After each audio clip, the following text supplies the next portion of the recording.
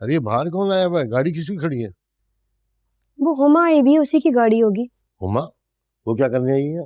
फारा से मिलने आई है, और क्या करने आएगी? फारा से मिलना क्यों? मैंने फारा को मना किया था उससे मिलने के लिए। बिलाल जी, आप ये कैसी बातें कर रहे हैं? कोई हुमा पहली दफा आई है हमारे घर जो इतने परेशान हो रहे हैं? समझने वाली, अभी किसी को भी पता नहीं चलना चाहिए फारा और विकी की शादी के बारे में। तो क्या कयामत आ जाएगी? हर लड़की अपनी शादियां मंगनी के बारे में अपनी सहेलियों को बताती है। अरे अभी हुमा को विकी के बारे में नहीं पता चलना चाहिए। आपकी बेटी तो शायद बात छुपा चुकी होगी, लेकिन जिस तरह से आप जोर जोर से बातें कर रहे हैं, वो अंदर ही बैठी है, उस तक आवाज पहुंच जाएगी आपकी।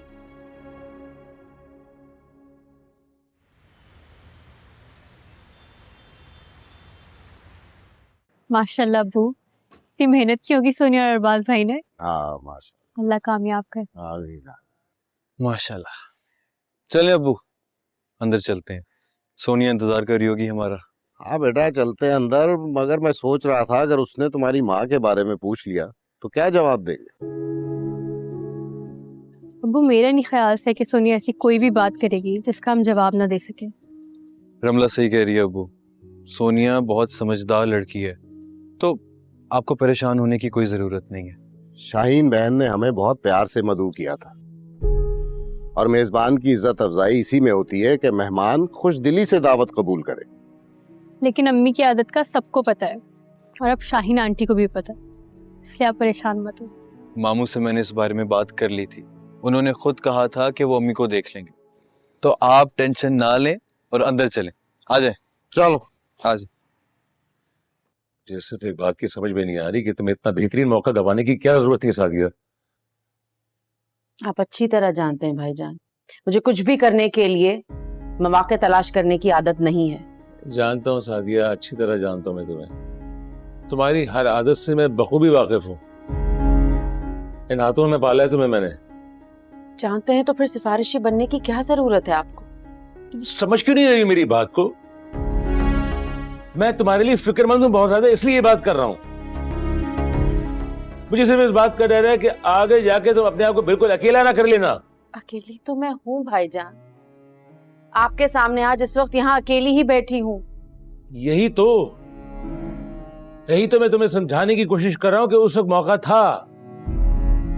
सोनिया की सास ने तुम्हें खुद बुलाया था, जरूर जाती उनके घर, उनको बावर कराती कि तुम उनके बुलावे पे आई हो, उनके सर पे एहसान करती। अस्सलाम वालेकुम। वालेकुम अस्सलाम। कैसे आप? ठीक रहो बेटा, बिल्कुल ठीक। अस्सलाम वालेकुम, क्या हाल है? अस्सलाम वालेकुम। कैसे भैया? ठीक ठाक।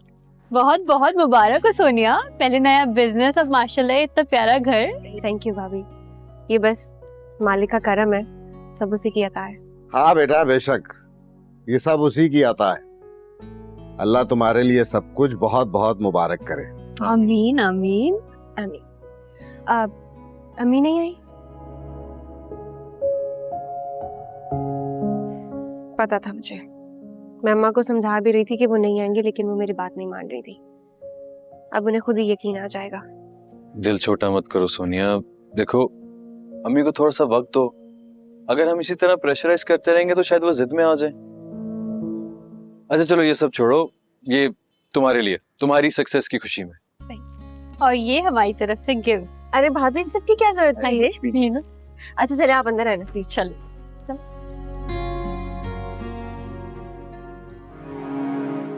क्या सोच रही हो?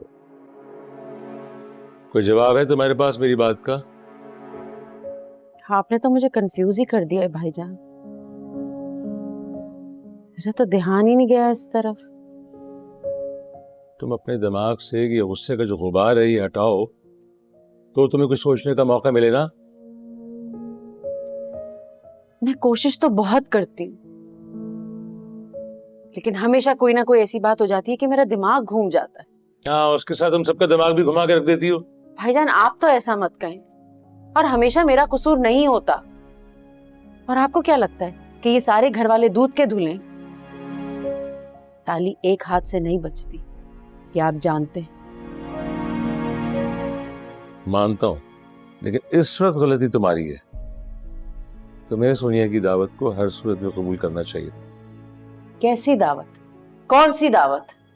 ना मुझे सोनिया ने एक दफा फोन किया और ना ही उसके शौहर ने। मैं क्यों जाऊं फिर? अरे सोनिया और अरबाज ने अगर कॉल नहीं की तो क्या हुआ?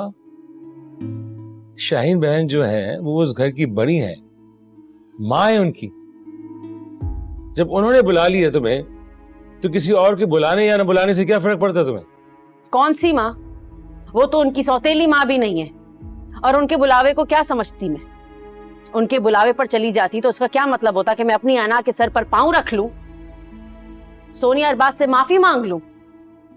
नहीं भाईजान,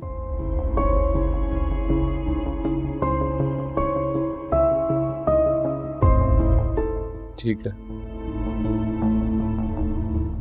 फिर मैं भी नहीं जा रहा।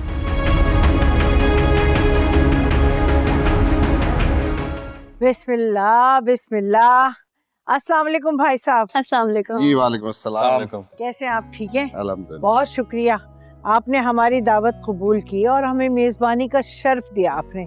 यकीन माने आप सब लोगों को अपने घर में देख के जो खुशी महसूस हो रही है ना, बयान नहीं कर सकती मैं। जी जी बहुत बहुत शुक्रिया, मगर मैं बहुत शर्मिंदा हूँ, मैं सादिया को साथ नहीं ला सका। अरे भाई क्या हो गया? इसमें आप क्यों परेशान हो रहे हैं? कोई शर्मिंदा होने की जरूरत नहीं है। जब उनके नसीब में अपनी बेटी के घर का दाना पानी लिखा होगा, आ जाएंगी, अपने पैरों से चल कर आएंगी। आप परेशान ना हो बिल्कुल।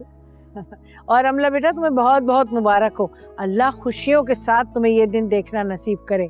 हमेशा खुश रहो। आमीन। चले आइए ना, यहाँ क्यों खड़े, आइए बैठिए, आइए आइए।